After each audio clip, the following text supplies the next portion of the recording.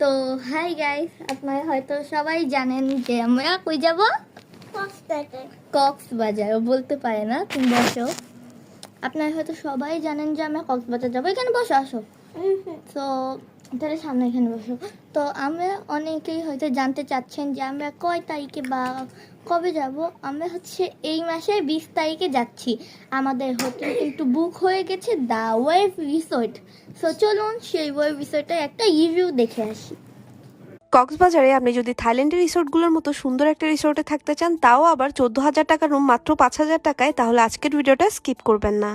রিসোর্টটা সুন্দর হওয়ার পাশাপাশি তাদের ইনহাউস রেস্টুরেন্ট থেকে পাচ্ছেন খুবই সুন্দর একটা C view and their food was amazing. Specially আপনার যদি সি ফুড এবং বাংলা খাবার পছন্দ হয়ে থাকে, তাহলে আমি রেকমেন্ড করব 3 বেলায় এখানে খেতে।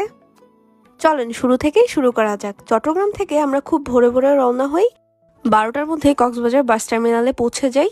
বাস টার্মিনাল থেকে একটা সিএনজি রিজার্ভ করে আমরা দ্য ওয়েভ রিসোর্টে পৌঁছে যাই, যেটা ইনানি বিচ থেকে খুবই কাছে।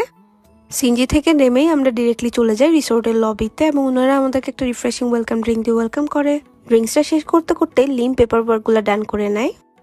আমরা অনলাইনে অনেক ঘাটাঘাটি করে জানতে পারলাম এই রিসোর্টটা রিসেন্টলি বিল্ড, প্লাস বিচ থেকে খুবই কাছে। তাই দুজনে মিলে ডিসাইড করলাম এবার কক্স ট্রিপে এই রিসোর্টেই যাব। আমরা নিয়েছিলাম একটা ডিলাক্স সুইট। চলেন একটা রুম টুর দেওয়া যাক। রুমে এন্টার করার সাথে সাথে খুবই প্রিমিয়াম ফিল হচ্ছিল। ওয়ার্ম লাইটের কারণে একটা কোজি ভাইব দিবে। ওভারঅল আমার কাছে রুমটা খুবই প্রেজেন্টেবল মনে হয়েছে। এছাড়াও রুমের মধ্যে নেসেসারি অ্যামেনিটিস সবকিছুই পেয়ে যাবেন, লাইক কমপ্লিমেন্টারি টি, কফি, ড্রিঙ্কিং ওয়াটার। একটা রুমে স্টে করার জন্য আমার কাছে ওয়াশরুম ফ্যাসিলিটিটা অনেক ইম্পর্টেন্ট। অ্যান্ড ওদের ওয়াশরুমটা খুবই নিট অ্যান্ড ক্লিন, প্লাস ওদের লাইটিংটা খুবই সুন্দর। প্লাস ওয়াশরুমের জন্য সব ধরনের নেসেসারি অ্যামেনিটিস ছিল।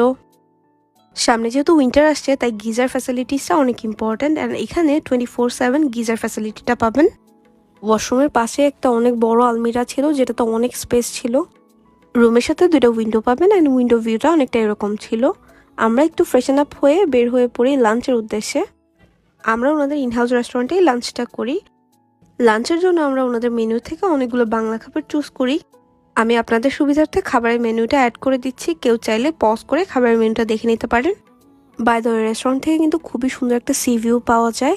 আপনারা চাইলে ভেতরে এসিতেও বসতে পারেন, বাট আমি প্রেফার করবো ব্যালকনিতে বসে সি ভিউর সাথে খাবারটা এনজয় করা। ফুড অর্ডারের পর বেশি সময় নেয়নি, কিছুক্ষণের মধ্যেই খাবার সার্ভ করে দেয়। আমরা কিন্তু অনেকগুলো বাংলা আইটেম অর্ডার করেছিলাম।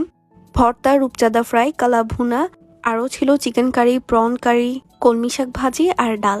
বলতে গেলে প্রতিটা আইটেমই মজা ছিল, তবে আমি আপনাদেরকে এখান থেকে ভর্তা প্ল্যাটারটা, রূপচাঁদা ফ্রাই, কালা ভুনা আর ওনাদের যে কলমি শাক আছে সেটা রেকমেন্ড করব।